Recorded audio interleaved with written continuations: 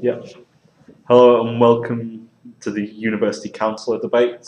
A quick bit of a few notifications. First, voting is open midnight on Tuesday the 1st of March to 7 p.m. on Thursday the 3rd of March. Hustings is tomorrow night at 7 p.m. in Mill Lane Lecture Room 1. And we then also have elections roadshows at Sidgwick site on Tuesday and Wednesday, the 1st and 2nd, and Downing site on Thursday the 3rd, 10:30 to 1 p.m. during the next week, where elections committee and also candidates will be present to answer your elections questions and encourage you to vote.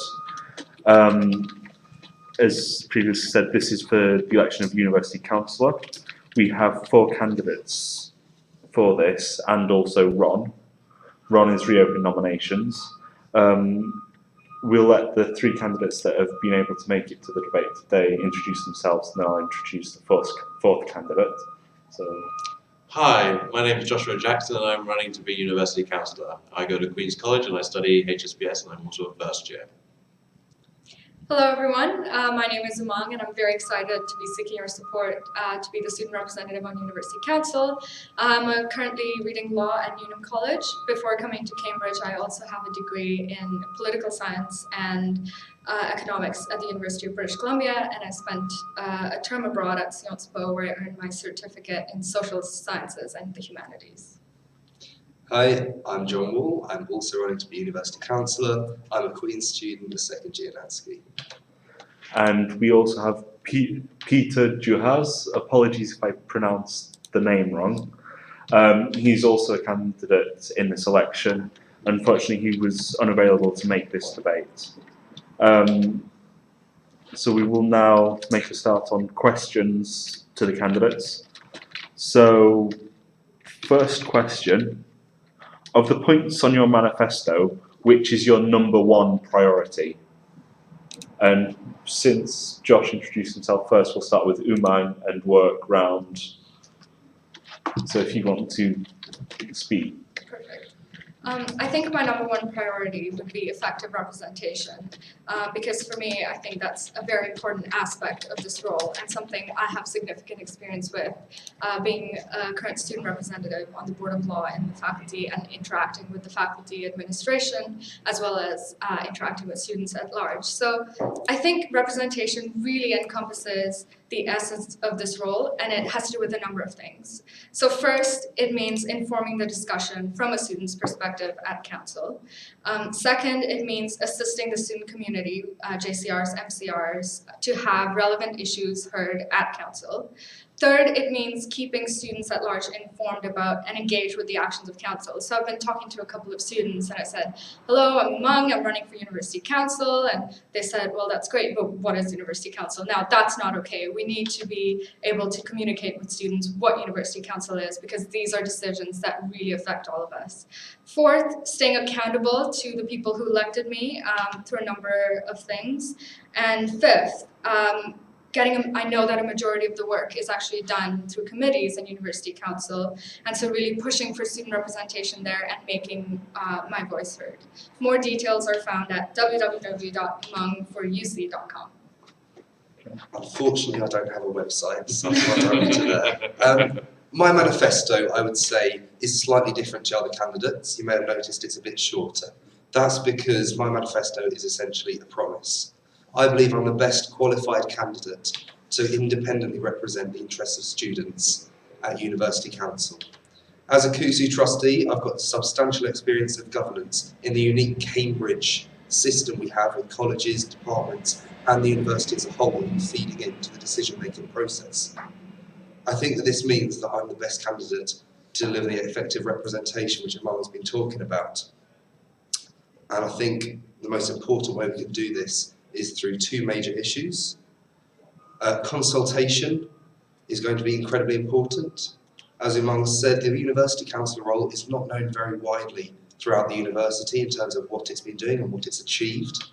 And I think greater consultation with students, making the role accountable to CUSU Council as well as directly to students, is going to be incredibly important, particularly on the sort of university level issues we're going to be seeing come into play over the next year.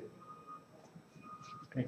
Josh? Hi, I think my number one priority, firstly, will be recognising exactly as the University Councillor, I will be on the University Council, which is the executive decision-making body, and this means I'll be able to push for votes on some of the most important issues for students right now. That's why my number one priority is going to be pushing for votes on issues such as college rent hikes. We see how, colleges hike their rent in a time when prices are so high for students as it is. Issues such as international student storage space. Sometimes in certain colleges they can't provide it. So that's where the University Council can step in. In other places, a modernised exam system. Students in 2016 should be able to use a laptop. These are things that we can do right now, and the word representation is thrown around a lot, and I think what we have to be conscious of is that we are, we're student representatives, we're here for a year. Students, they expect results, and we represent them by going out and listening to them, going to the JCRs, going to the MCRs, hearing their concerns, and throughout this campaign, people have been telling me about these issues, and I'm being realistic with it. I'm saying, on the University Council, this is what I'll be able to do, and this is what I can do, and I'm making a promise to them that I will get things done, because that is truly representation, because if we make all these promises and don't do anything, then we haven't represented anyone at all. Okay. Do you have any responses to anything any of the other candidates have? Do you mind if I come back on one of your points, Josh? Absolutely. I do as well, so. Yeah, that's fine. Sure. So you talked a lot about being realistic in expectations, and I think it's really important that some of the issues you've talked about are recognised not just at University Council, but much wider. For example, accommodation costs are a significant issue for almost all students. However, in terms of realistic change, I think we have got to be realistic in what we can achieve at University Council. Such issues like accommodation, rents, international storage space are college issues. And I think it's important that we can support our colleagues who work in JCRs or at CUSU in leading a debate on these issues. But at a university level, with the independent system we have in Cambridge with the colleges, I think there's very little we'll be able to actually promise to be able to do on issues like rents. Should he respond to Oh, that yeah. and then I go on? Do Why don't Yes. you respond to that? Yeah. Okay, well, what I'll say is I think we need to find a balance. Yes, colleges at first instance should be able to tackle these things, but where there is a large percentage of the student population of these colleges, such as, with rent hikes, what we just saw recently with King's, crying out for something to be done, where it seems sometimes colleges are either unwilling or unable to do it, and also in the instance of international storage space, like what you have at Trinity, where they can't provide for all their students. There, the university has a mandate to step in, they have the right to step in and provide these things. This isn't undermining colleges, it's stepping in where they can't fulfill their own duties to their students, and that's really why I think University Council is so important, because I'm outside the framework of, CUSU or the colleges, and I can play that intermediate role between all the distinct bodies in Cambridge. So my question to you is less to do with this distinction between the university level and the collegiate system.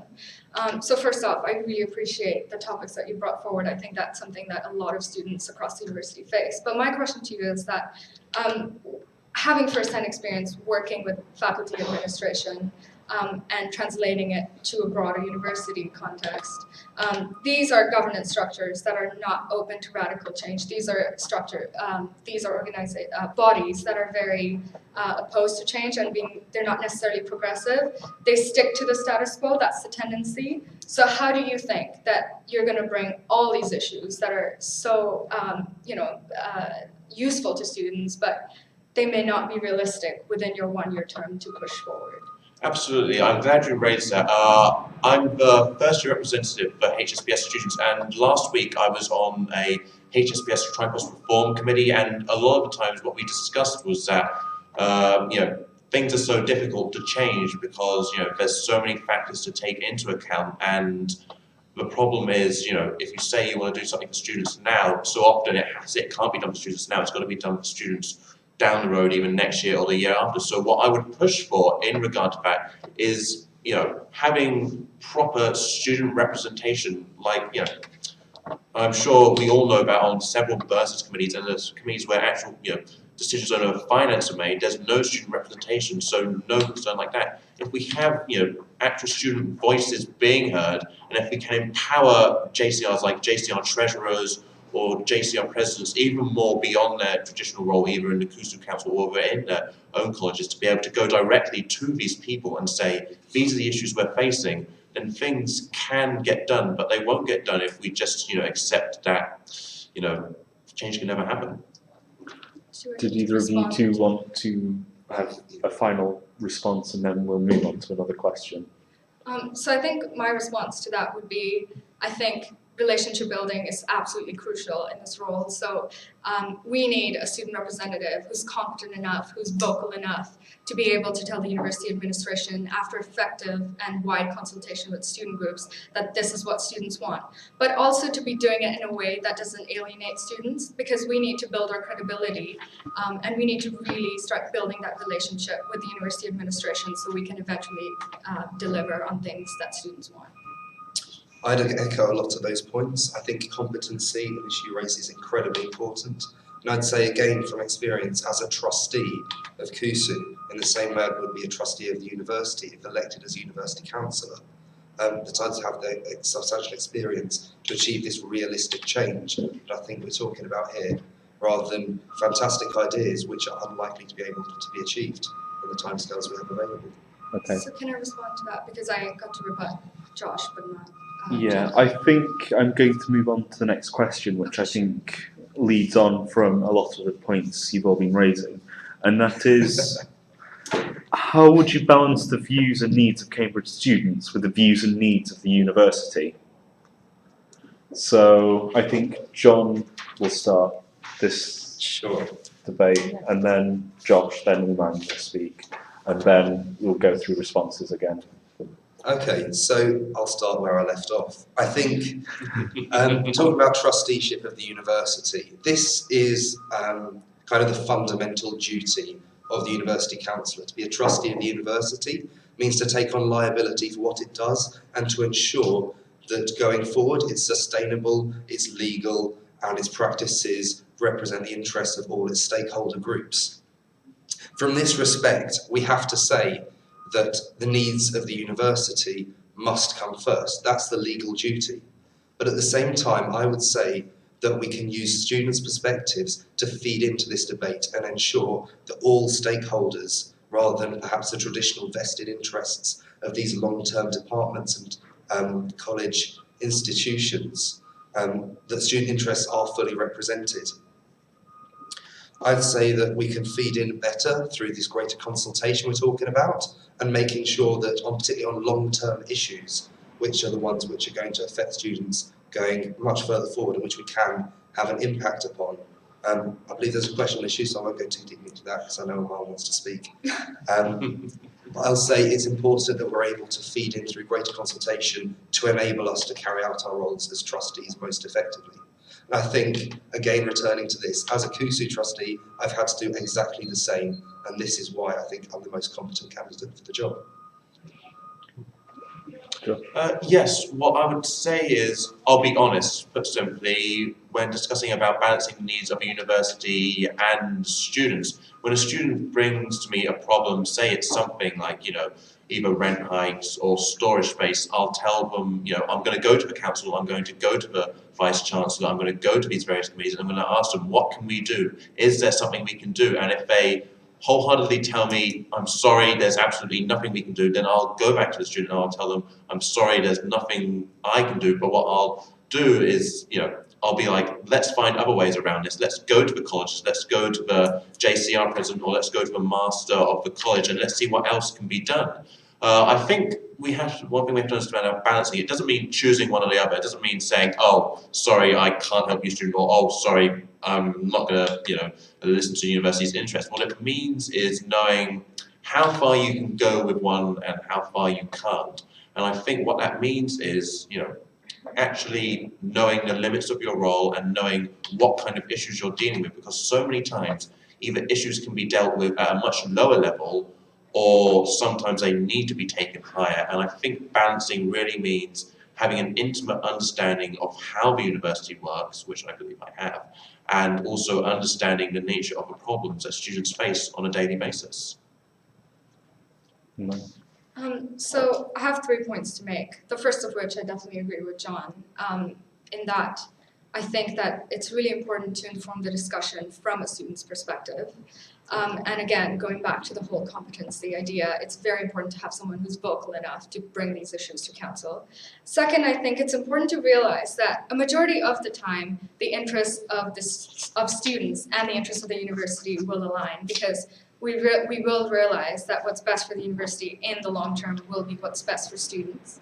And the third thing is, I will vote no on matters, because if it's not good for the university, then if it's negatively impacting students who are the largest stakeholder of the university, then it wouldn't be best for the university. So I will vote no in those kind of situations. So I think there is this balancing, but it's also having clarity on the fact that as a student representative, you are serving students who elected you in this position.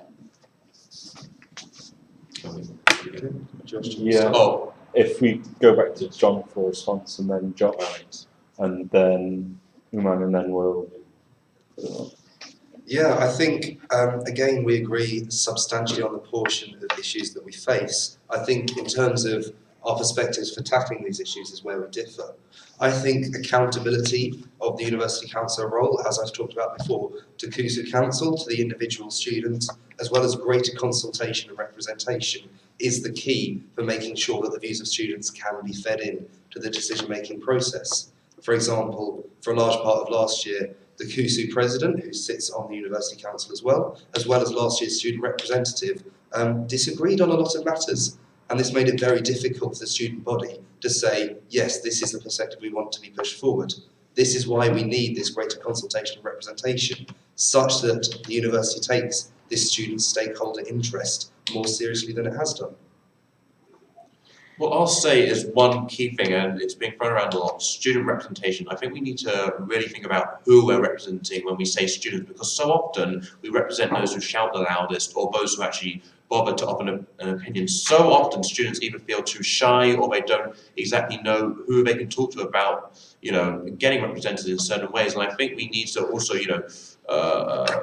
be also very specific when we talk about representation, because as University Council, we need to take into account that we will be representing very diverse groups, such as, ethnic minority students, such as, LGBT students from poorer backgrounds, also international students. And I think it really requires that we have intimate understandings of these various groups and how the university impacts on them, because so often when we think about students, we're very homogenized in that view, and it absolutely needs to encompass everyone when we talk about student representation, because there's so many groups of students that so often when these decisions are being made, sure, it's great for everyone else, but sometimes other groups can be so often marginalized. And I think as University Council, one thing I'd very much strive to would be to bring in everyone, to talk to people who know these groups better than I do, because I won't claim to know the intimate understandings of all of these groups, but I'll talk to people who do know them and tell them about the issues before the council and ask them what their opinions are, what their perspectives are from their communities, and how best we can help them, because that is what will make us truly representative.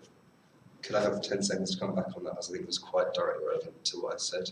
Yeah, and Sure, then go ahead. Sure.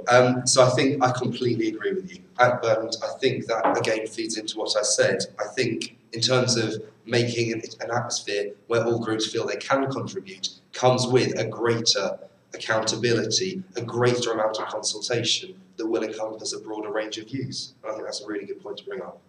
when did you want to? Yeah, definitely. Just going back to John's point about working with the CUSU president, because he mentioned last year there were some divisions in views.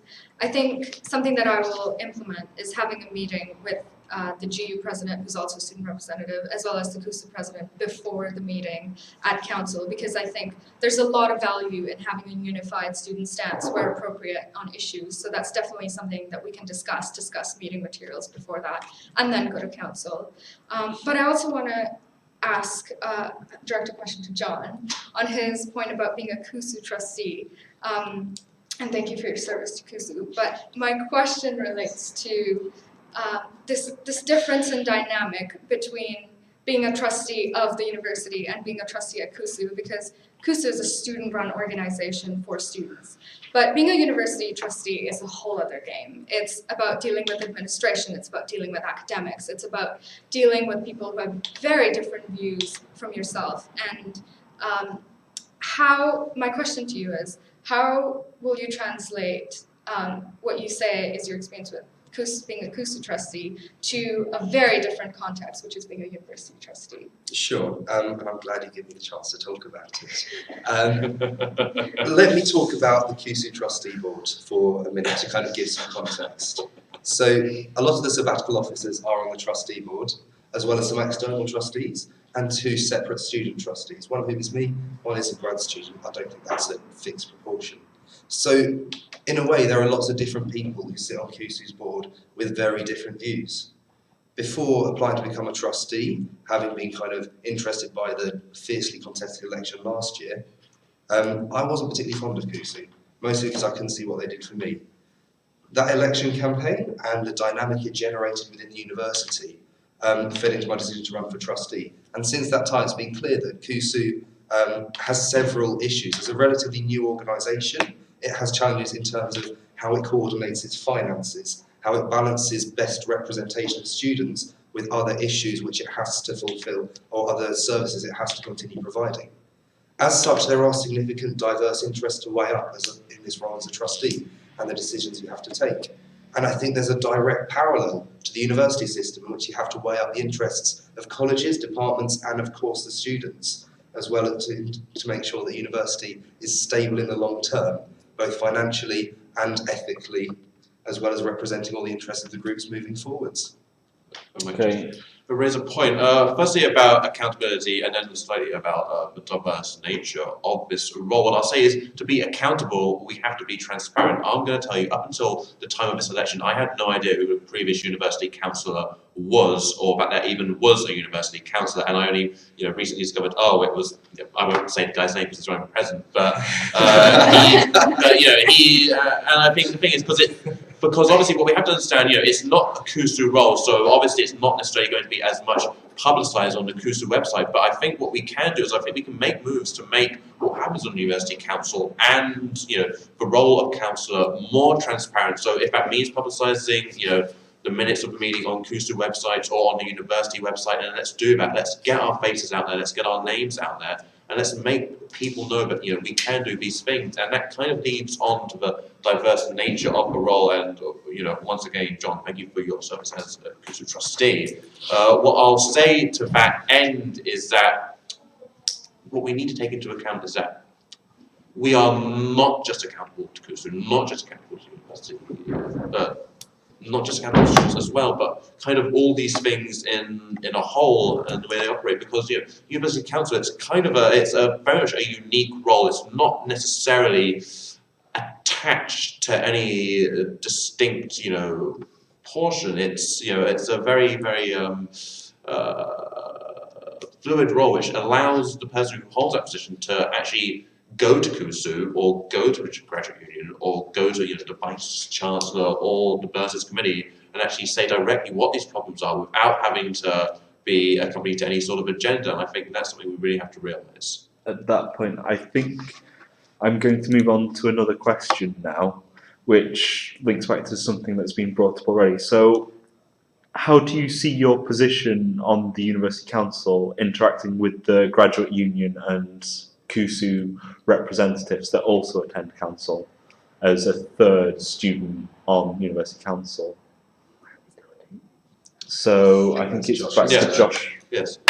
This is a very important point because obviously on the University Council there are 3 student representatives, the CUSU president, the GU president, and the University Councillor. I think one of the most important things is going to be building consensus, because obviously you vote on the council, and that means I will need support of everyone else if I want to have these measures done. So what that means is I'm going to talk to the CUSU president, I'm going to talk to the GU president, and I'm going to tell them what issues are being raised and how we can work through this, because I genuinely believe that CUSU and the graduate union does good work, and at the end of the day we all want to make the best possible university for the students who go here. And I think if I can talk to them, engage with them on some level, we can go a very long way realizing these changes. And I think it's a two-way stream. As much as I need them, they need me to help put through these changes and to go to these various committees and structures within the university to make sure this change can happen.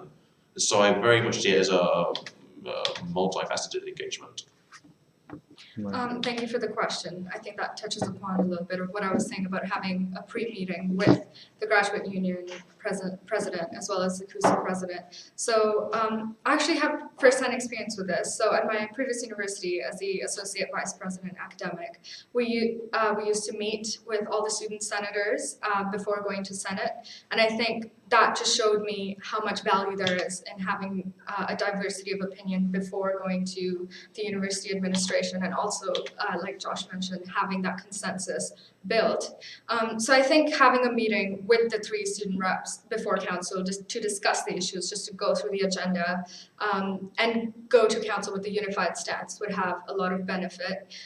But I also think feeding into this would be kind of your accountability to students and making use of the press, because I think that there needs to be a regular column in a student newspaper to talk about what's going on at council. And I think the 3 perspectives, the graduate union president, the president of CUSU, as well as me as an undergraduate and general student representative, can bring to the table.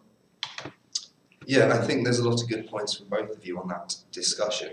I'd say it's important to think about the ways in which the roles already interact. So you mentioned already that last year's University Councillor, he who shall not be named, is indeed running for president. And a lot of them are active, a lot of the people who do University Councillor type roles are active in different areas of student representation as well, which is fantastic. I would say that in terms of working closely with the GU and CUSU, first of all, we'd have to look at the continuing measures for graduate representation, which is a big issue, which I think as a University Councillor, we'd have to look at how that's being implemented to make sure grad students are being fairly represented. But also, I'd say we can, as I mentioned earlier, we can look at making the role more accountable in terms of presence at CUSU Council updates, for example, perhaps in the student press, or that's not something we can dictate or promise we'll do because they're independent. But again, there are lots of different ways in which CUSU, the GU, and the independent student councillor can work together to increase consultation and representation. Are there any responses?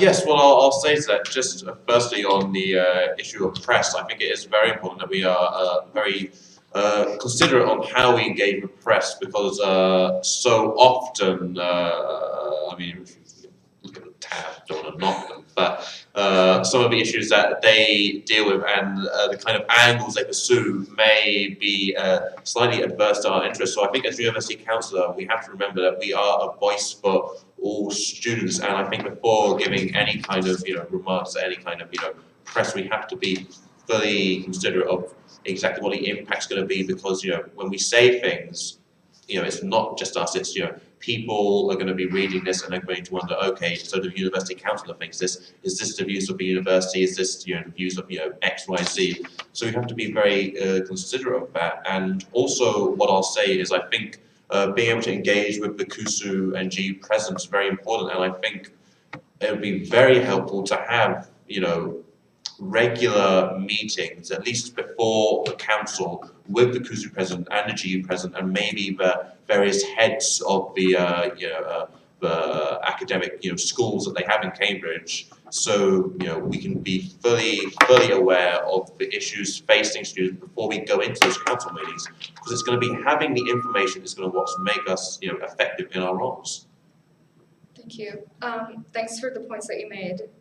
To address the point about the press, I don't think we should undermine the vital importance of all the media outlets, but I think it's quite useful to have updates given to students through student press, because engagement is a 2-step process. You first need to inform students what's going on in order to get feedback from them, and that is what effective dialogue and real student consultation is. Second, to the point about updates at CUSU Council. I think that's a great idea, but I think that's an added level of bureaucracy which is not needed, because I think we talked about how this role is quite independent from CUSU, and while we do need to work with the CUSU president and GU president, we could just directly approach JCRs and MCR presidents, and that there is so much value in reaching out to students and saying, this is what University Council does, what are your issues, which are appropriate at the college level, which are appropriate at the university level, and how can we help you appropriately given our current position. I'd like to come back on that on two fronts. I think firstly, talk about directly approaching JCR and MCR presidents. The place they all get together is CUSU Council, so I disagree with you calling out to being an extra level of bureaucracy. In fact, that is literally the best way to feed back to JCR and MCR presidents. However, I would also like to come back on a couple of points about press. I think we've again got to consider perhaps something that's important being a trustee specifically, which is the legal duty you have to the university. Some of the issues which will be raised in council, we will not be able to discuss with students, and it's important to recognise that. Some of the issues will be restricted, some we can talk about freely, and I think it's important to recognise that while accountability is incredibly important, and it's certainly something I would push for, there are limits on this. We need to accept that and work out how best we can communicate with students as well. I would like to We'll give Josh and Yes. then a quick from you, and then we've got one more. Just 2 points. Firstly, coming back on your remark about the whole issue of going directly to JCRs and MCRs, and I think that's very important for helping to build consensus about what issues are very important. But I also think we need to be wary that we're not stepping on toes, because if, say, CUSU or GU are going to their JCRs and MCRs, we don't want to go along and be stepping on anyone's toes, and we have to make sure that where there are issues where we agree, then we have to work together, because that's going to make us all the more powerful. And also, going back on what John said about accountability, I think it is important that we are aware of the kind of information that's discussed. And one of the things which I've been raising throughout this campaign is there's a lot of buzz right now about freedom of information requests to the university and to the council, and I'm strongly in favour of making sure that we are never exempt from freedom of information requests. I think if students have a right to know what's happening in their university, and if such requests are made, then I do believe they should be answered. I mean, obviously, that is going to be very sensitive information, but we do have to understand that it's fundamental that we can build the trust between the students and the institutions that they attend, just so they know that things are happening in their best interest, especially when it comes to things like divestment and ethical donations, so they can be sure that they're attending somewhere which truly represents them. So I don't think approaching JCRs and MCRs is stepping on toes, because we're not going behind each other's backs. We're working together with the GU and CUSU. Going back to Joan's point about JCRs and MCRs coming together at CUSU Council, I don't necessarily agree, because there's a lot of debate about disaffiliating from CUSU, as well as there are current JCRs and MCRs that are not affiliated to CUSU. So there needs to be a balance that's struck between just going to CUSU Council and directly approaching JCRs and MCRs. Freedom of information requests are a civil right. They are available to us, but they can in many ways seriously damage relationships, and that's something that needs to be taken into account when dealing with the university, because again, I really stress relationship building, because that's how we're going to build our credibility and really push for our issues to be, and our perspective to be taken into account while making important university decisions. We've got one last question, which I think you've already part answered. So we'll just go straight into it. How do you intend to engage students with the role of University Councillor to ensure you are best representing their opinions? So I think we're back to Uman to start. I love talking. So I think social media is a very basic and effective way to do this. From my experience being a faculty rep on the Board of Law, we set up a Facebook page. Within 2 days, we had 60 likes, and that's just goes to show how much appetite there is to engage in social media. Again, I will push for regular correspondence with JCRs and MCRs. That's something that I believe in and I will do. Working with the GU and CUSU representative is quite important to me. Staying accountable to students through the press, having a weekly column. I do recognize that there is unreserved and reserved business, and there are limits to staying accountable, and that's something that I've encountered throughout my experiences in leadership positions at the university, and that's something I acknowledge. And lastly, I think having a forum that students can informally vote on policy, I think it's quite beneficial. Of course, there is a lot of hashing out to do, but I think to have students being able to kind of see how University Council works and what kind of policy it makes, because University Council is the executive and highest policy-making body, so have students directly feed into that, I think is quite valuable to stay engaged. Sure. Again, I think I would say I agree with a lot of these points in practical terms. In particular, there are a lot of very good points raised there. However, I'd say that's right. See, relationship building. So, on a more kind of thematic level, I would say that we also need to be looking at making and explaining to students why certain decisions have been taken, both by us and by other members of the University Council. So, for example, the University Council tends to consider more long-term issues rather than the ones which perhaps occupy columns of the tab for a week or so, and then come back again a couple of months later. So, for example, Josh has talked a lot about a current issue, which I would say is very important to consider both sides of, the freedom of information requests. However, at the same time, some of the issues which will come up at the University Council are much more long-term issues. For example, projected or increases in tuition fees, particularly for graduate and international students. Things like the new facilities which are currently under construction at the Northwest Cambridge site. Added to this, ethical investment, either into funds or what we're receiving from donors. And we have to balance the financial stability of the university with providing good services and ethical services for students going forwards. And I think it's important to be able to explain this is why the university is doing what it's doing. Yes, I think engagement is somewhat of a buzzword, and I'm sure if you look at everyone's manifesto, not just for this role, but for every single role, they have engagement. How can we engage with students? Going back time immemorial, and I think it speaks to, the show shows that we're concerned, but I think it speaks to how much of an ineffable construct this is. What does it actually mean to engage with someone? Well, for me, I'm just going to tell you what I would do to engage with people. I'd go directly to students. I'd go directly to college officials, JCRs, MCRs, anyone who I think can just tell me something which is going to make doing my job that much better. If there's some kind of issue around, ethical donations, and I'm going to think who's speaking about this, then I'm going to go to them and be like, what's the problem? What are the issues? Then I'm going to think about who isn't speaking about this, who's, perhaps being marginalized in this conversation. I'm going to go speak to them.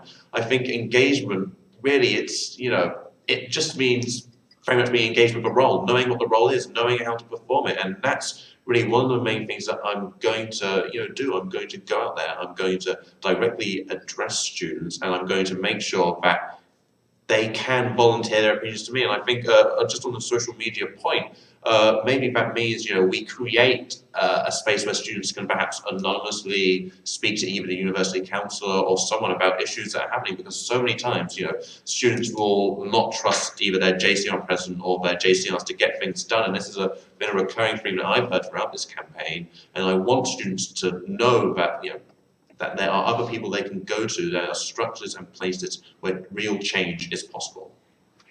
We'll have quick responses.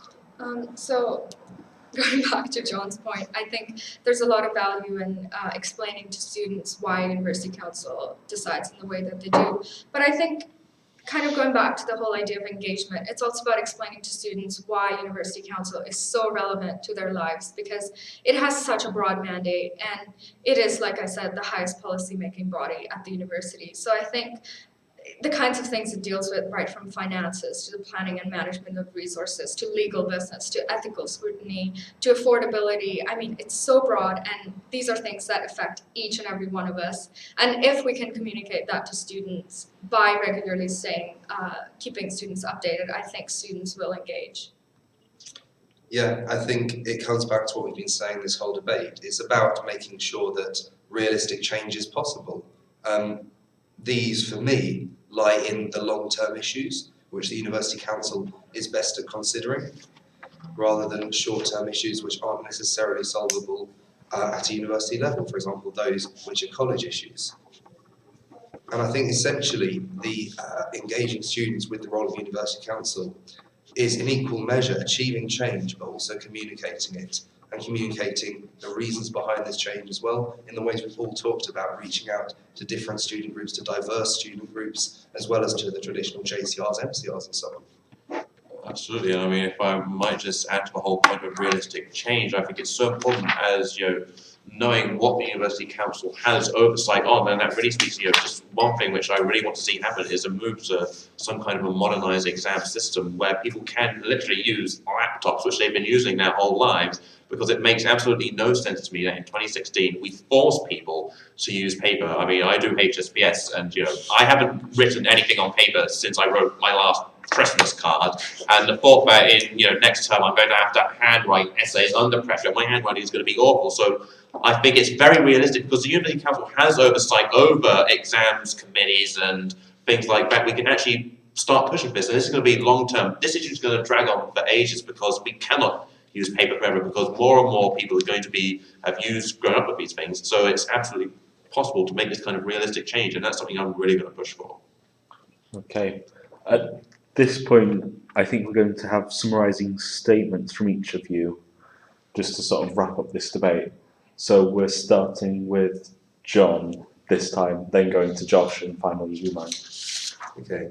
So I think a lot of good points have been made today, particularly in views of different approaches to accountability, to representation. But I'd like to just go back to my manifesto, my campaign promise. I think I am the best student to represent student interests to the University Council. I think the experience I have as a trustee of CUSU has given me the skills to take this forward to be a trustee of the university. As the most competent candidate, I'd be really grateful for the support in the coming days. It's so important that students know that decisions are being taken in their best interests, and this is what I'm going to strive to do every day to ensure that students have the confidence to say that decisions are being made in my best interests. If you elect me University Councillor, I will promise that I will firstly push for votes on the most important issues: college rent hikes, modernised exam systems, and international storage space. As your councillor, I will be accountable to you. I will speak for you, and I beg you to speak for me. Please elect me as your University Councillor. Hello everyone, once again. My name is Umang, and I'm seeking your support to be the next student representative on University Council. I think something that you'll see is that a lot of us have similar things that we're promising, right from accountability, transparency, ensuring that the university meets its diversity promises. But what we really need is someone who's vocal and proactive on council, someone who can promise you reasonable things within their term of a year. I believe that given my diverse experiences, not just working with faculty administration, but also within smaller groups on campus, so interacting with students of diverse backgrounds and international experience, I think I'm the best person to represent you on council. And if you want more detail, please check out my website, www.umang4uc.com. Thanks. Okay, thank you. I would just like to remind everyone that, as well as the three candidates here today, there is also Peter Juhas, who wasn't able to make this debate, and also Ron as other candidates in this election. And just as a final reminder that voting opens on Tuesday the 1st of March at midnight and closes at 7 p.m. on Thursday the 3rd of March. Hustings is tomorrow night, Monday the 29th of February at 7 p.m. in Mill Lane Lecture Room 1, where you'll have a chance to ask candidates questions face to face. And we also have road shows on Sidgwick site on Tuesday and Wednesday, the 1st and 2nd of March, and Downing on the 3rd of March at 10:30 to 1 p.m, where members of Elections Committee will be there encouraging you to vote, as well as candidates campaigning. Thank you.